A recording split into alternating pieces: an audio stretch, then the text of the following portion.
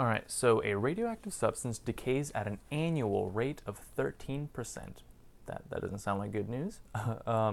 If the initial amount of the substance is 325 grams, which of the following functions f models the remaining amount of the substance in grams t years later.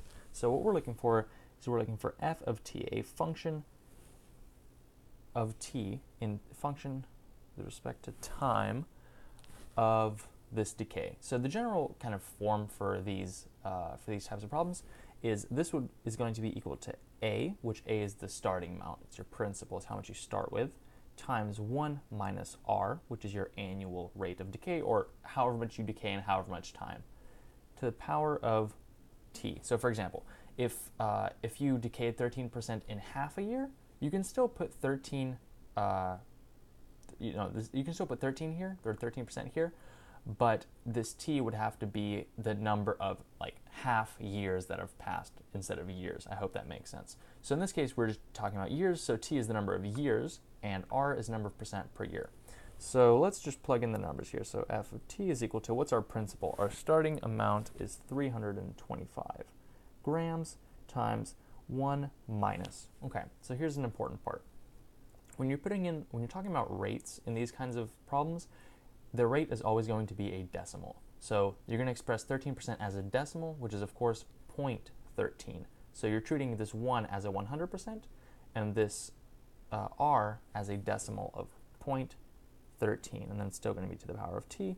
So once you simplify that, that'll just be 325 times 0.87 to the power of t, which is a. Now, if that made sense to you, feel free to move on. But in case you want to kind of better understand the intuition of why this is, let me just explain that real quick. So think of it this way. If, let's say again, so let's just even take this example, right? We're starting with 325 grams. So if we're decaying 13%, right? If we're decaying 13% in a year, 1 year later, we'll have 13% less. 13% less that means we'll have 87% of our original amount, right? We would have lost 13%. So if we wanted to find this after 1 year, you just multiply, multiply it by 0.87, and that would give you, whatever that is. So the reason this formula works, the reason it's to the power of t, is because look, so if you, for example, right, so let's just say this is 13% of that, I don't know, let's just say it's 275, okay? So if that's after 1 year, let's say you want to find it after another year, so after 2 years, what would you do?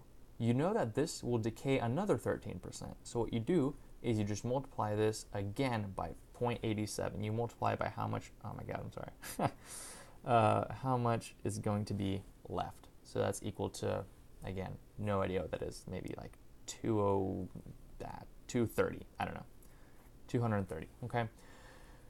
So you keep doing that. So another way to write this is we would write, okay, 325 times, let's say I want to find how much is left after 3 years. So I would do times 0.87, and then whatever that is, times 0.87, times whatever it is, times 0.87, right? So you just keep doing that, and that's why it's expressed this way. So again, the formula is 325, our original amount, times 1 minus r, again, because you're multiplying it by how much of it will be left. You want to know how much will be left. And to the power of t, because this just expresses, how many times you do this operation over and over again until you get to your ending value. So I hope that makes sense, and I hope that you can sort of take this intuition and apply it to similar problems in the future.